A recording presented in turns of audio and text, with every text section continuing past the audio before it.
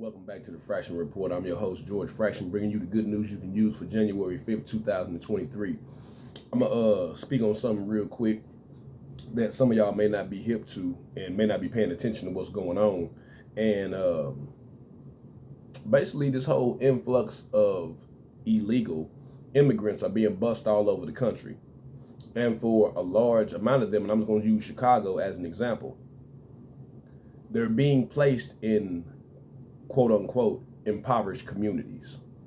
You dig what I'm saying? Like what they're doing in Chicago, they just allocated $51 million to house, I'm talking about taxpayer dollars, to house illegal immigrants. You dig what I'm saying?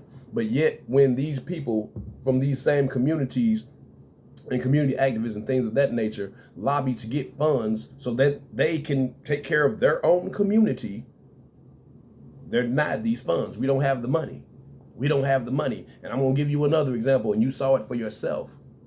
For years, I'm talking about for years, and now as time has gone on, the campaign has gotten stronger for reparations for the descendants of American slaves. You dig what I'm saying? But it's always, we're going to do a study. We're going to do a study. We're going to do a study. When it comes to any other group in this country getting funds for wrongs being done to them, there is no study. There is no panel. There is no nothing. They find the funds. You understand what I'm saying? Now, let's get this straight, and I just want to make myself very clear. I'm not anti-immigrant or any of that. I'm anti-bullshit. And if you can't sit here and allocate my tax dollars to my community, but yet when an individual that's not even a citizen of this nation that hasn't paid anything into the system can come over here and get I'm talking about monetary compensation immediately. Which brings me to this individual, Alexandria Ocasio-Cortez, or AOC as they like to call her. Hey man, I keep telling y'all about that black and brown alliance that they be rapping about. Now when she's asked about reparations for the descendants of American slavery, you can look it up. You know what I'm talking about? I'm talking about she does a word salad dance around that. I'm talking about it's just disgusting. But in an interview, they were speaking about the crisis at the border. And I'm talking about at the end of her statement, before she switched over to the next topic, she said that the illegal immigrants that had their children taken from them deserve reparations, period. Now you telling me because someone made a choice, I don't care if your country is war torn, I don't care nothing about that. Stand up and fight for your country. You chose to come over here illegally, thus you must deal with the ramifications. It's just like I was explaining to an individual one day when they were basically having a bleeding heart for the situation. Oh, it's so cruel. Oh my God, how could they take the children? Oh, it's so wrong. Let me tell you something. If you go out here as an American citizen and commit an illegal act and you don't have somewhere for your child to be, guess where that child's going? Into the system. I keep speaking on this. It's deeper than what you are seeing on TV. You understand what I'm saying? And furthermore, a lot of these quote unquote immigrants, when they come over here, they assimilate into white supremacy because that's how they show that I'm worthy of staying. I have to show you that I'm down with this. Thus, I get a pass. You get what I'm saying? And furthermore, like I said, they're looking at the voting blocks and things of that nature. They're seeing that a lot of people that are the descendants of American slaves are not going for the Democratic BS or the Republican BS or any BS. Hey man, we want what we're due. Give us us. Everybody can get money except us. Everybody can get reparations except us. When it comes to us, oh, how would we do it? Okay, when that pandemic hit, boy, y'all found a way to pay everybody, didn't you? All right then. This is what I'm talking about. I'm so glad the people in Chicago stood up and was like, hey, we ain't going for this. They ended up passing it anyway, but hey, it's going on nationwide, man. It's going on nationwide, man. You better get with your folks and get it together because time and time again, the same thing I explained with the situation with the Ukrainians coming over here.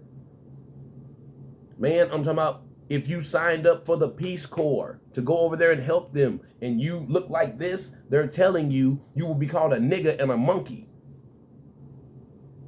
This is in the Peace Corps', it's a memo They're telling you. And talking about they're not cultured or whatever the case is. And like I said before, I don't have to know about your culture to not call you an animal. I don't know much about the Ukrainian culture as far as, like what, let's just say their national food. I don't know that. But I'm not going to call you an animal.